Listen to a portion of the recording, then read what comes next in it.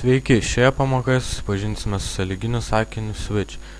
Na, galiu pasakyti, kad tai labai panašus dalykas į sąlyginį sakinį if.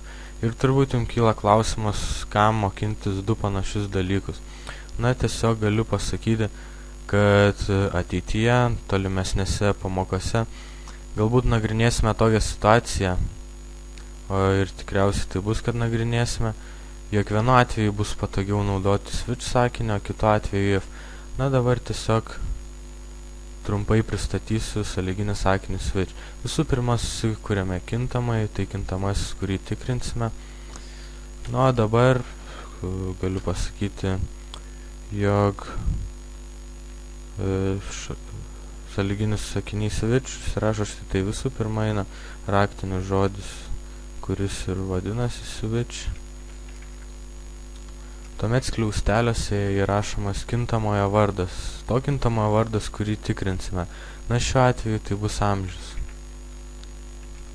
Tuomet pradedamas vykdymo laukai. Na ir tiesiog rašoma case. Ir tarkim case rašome 5. Na, aš kol kas tik parašysiu ir po to paaiškinsiu.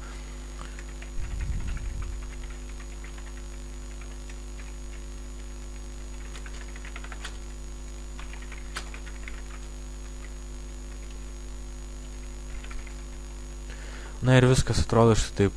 Mes rašėme čia kintamąjį, kurio reikšmė 18. Ir štai ką daro switch sakinys.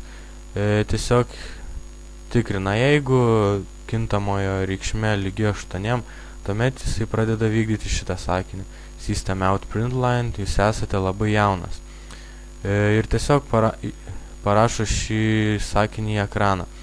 Šis žodelis break reiškia tiesiog, kad daugiau jokių veiksmų nebenorime vykdyti ir tiesiog rašome kitą sąlygą. Case, tarkime, 18.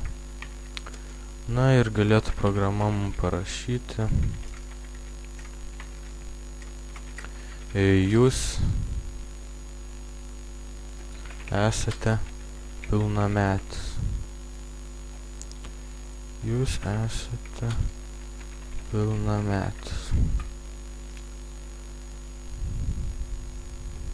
Ir vėlgi rašome raktinį žodį break, tuo būdu nutraukdami tolimesnius šios sąlygos veiksmus.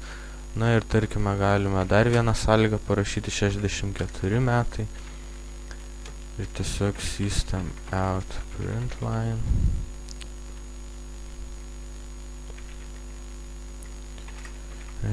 Jūs gaunate pensiją. Na ir vėlgi rašome break.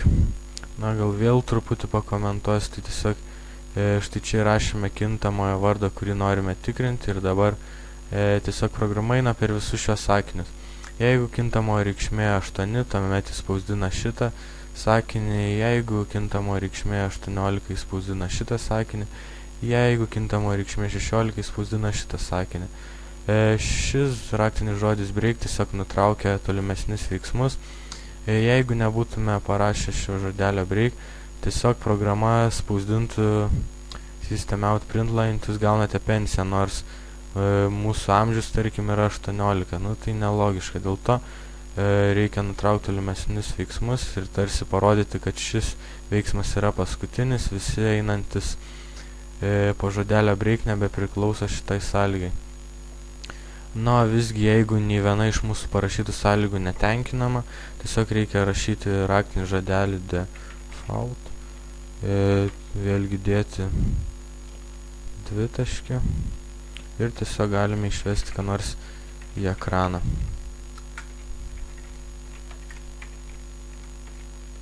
Neturiu apie jūs ką pasakyti.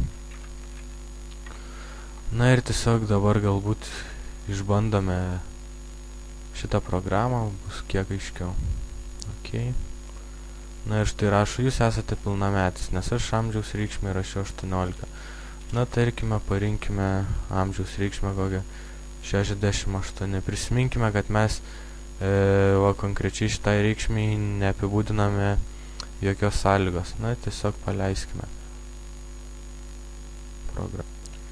Ir programa rašo, neturiu apie jūs ką pasakyti. Taip yra todėl, kad programa eidama per, na, tiesiog tikrindama kintamai bandė prilyginti į 8, tačiau tai buvo netiesa, lygino 18, taip pat buvo netiesa, 64 netiesa, todėl daėjo iki šio sakinio, kuris tiesiog yra atsarginė situacija, jeigu netenkinama, na, iš šių sąlygų. Taigi tiek apie sąlyginį switch sakinį, manau, jie tikrai pravers ateityje, kuomet rašysime sudėtingesnės programas. Taigi tiesiog gal patys pabandykite pakeisti kintamuosius, kintamojo reikšmę ir kad geriau suprastumėt, kaip viskas veikia.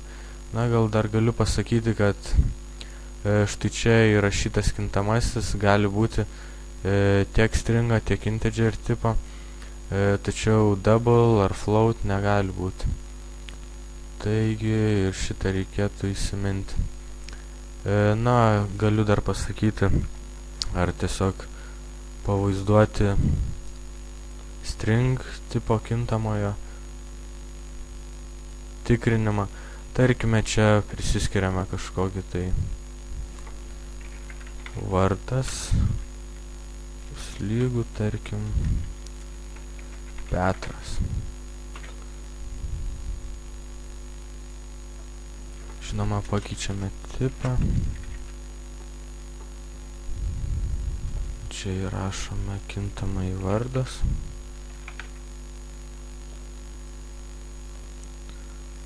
Na ir tiesiog reikšmę suteikime Jonas. Tarkim, jūs esate mano draugas. Čia, tarkim, rašykime reikšmę Linas, jūs esate mano brolis. Tarkim, rašykime reikšmę Augustė,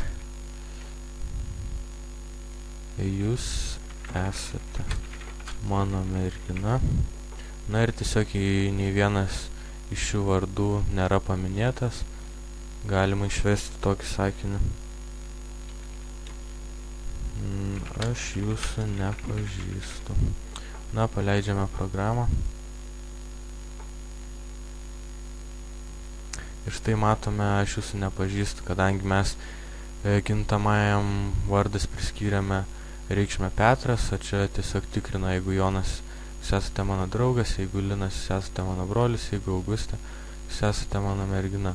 Na, tiesiog galime pakeisti kokį vardą ir įsitikinti, ir programa veikia.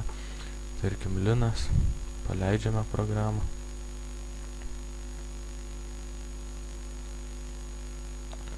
Na ir štai rašo, jūs esate mano brolis. Na ir taip turėtų būti, kadangi suteikiama reikšmė Linas, o štai čia rašo, ką programa daro, jeigu kintamojo reikšmė yra būtent tokia, įspausdina sakinį, jūs esate mano brolis. Tai tiek šioje pamokoje, kaip jau minėjau, pasimokinkite patys, tiesiog pakeiskite tam tikras reikšmės, gal pasidarys kiek aiškiau, na tai tiek ir iki kitos pamokos.